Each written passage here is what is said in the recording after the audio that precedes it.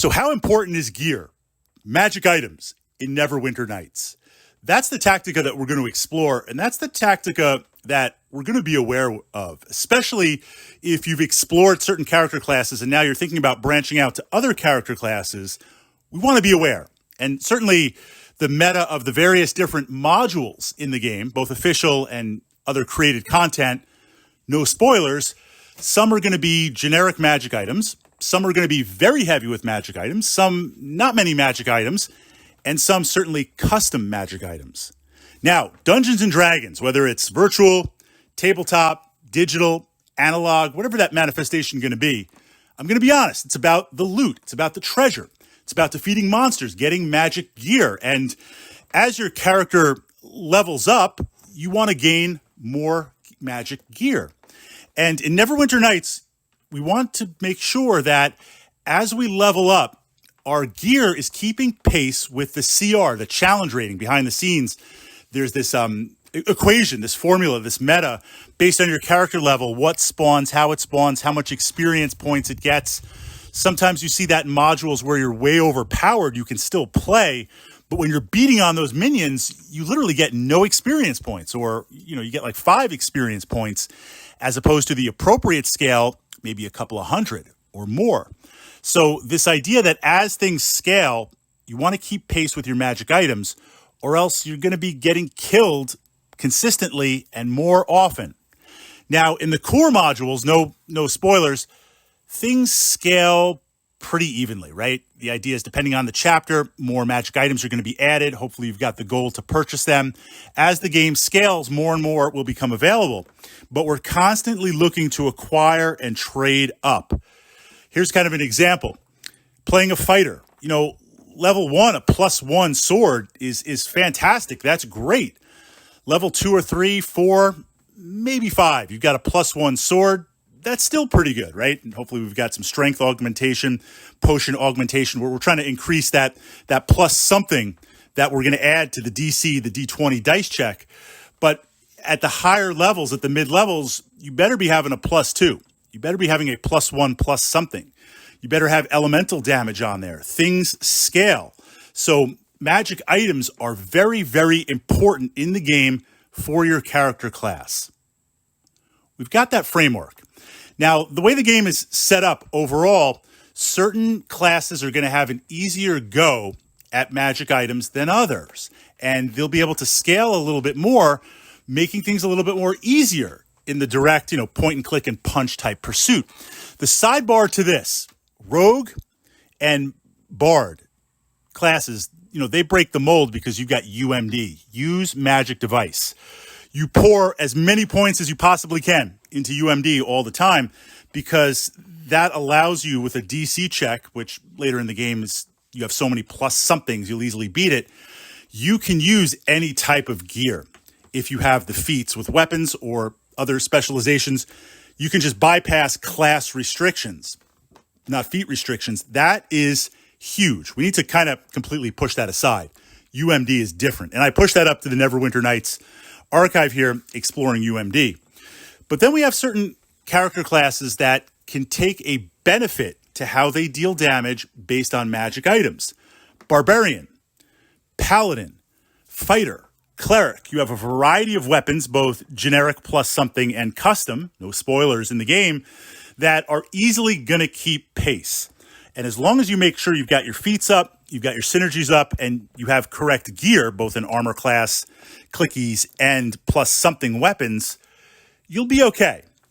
Then there's some classes that gear is nice, and there's some interesting gear, but it's not as necessary outside of stat boosting gear. An example of this would be wizards and sorcerers. I'd like some +1 gear, I'd like some clickies, I like some other things, some robes and capes and things like that, cloaks. But the primary focus is on the magic spells. How many do I have a day?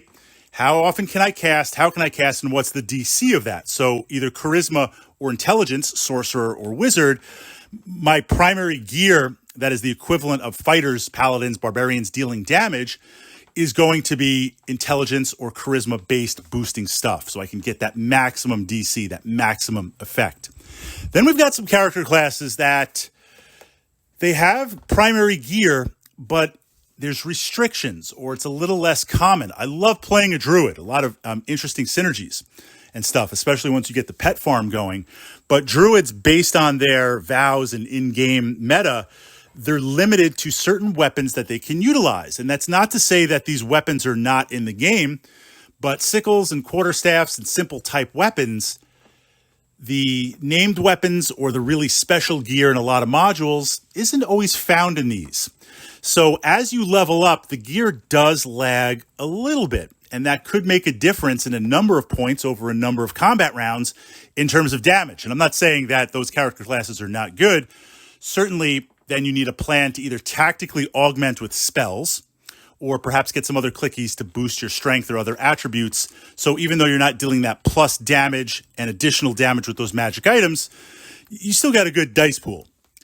Then we get to the monk, and the monk is an interesting character class in Neverwinter Nights. It's been an interesting character class in D&D back in the day in Advanced Dungeons and Dragons.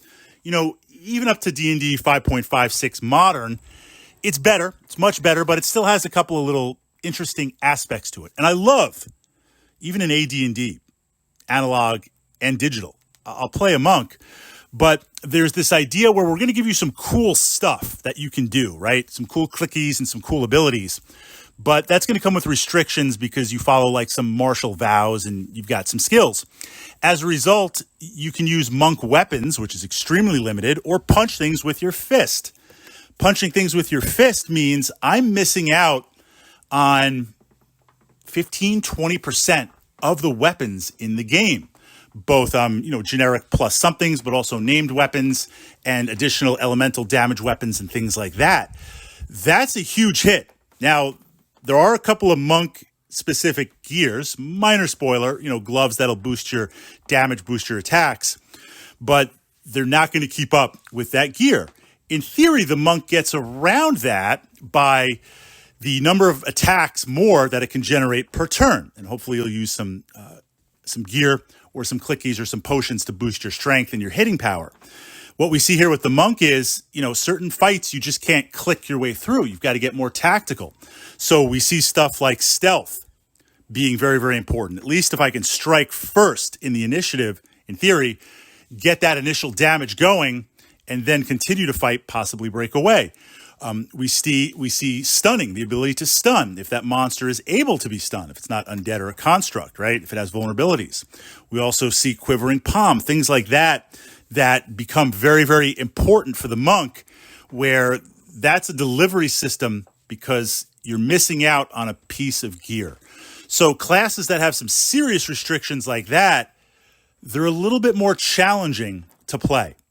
That's why with Neverwinter Nights, we have a player personality, we have the characters that we like to play, that we like to explore, and these are awesome.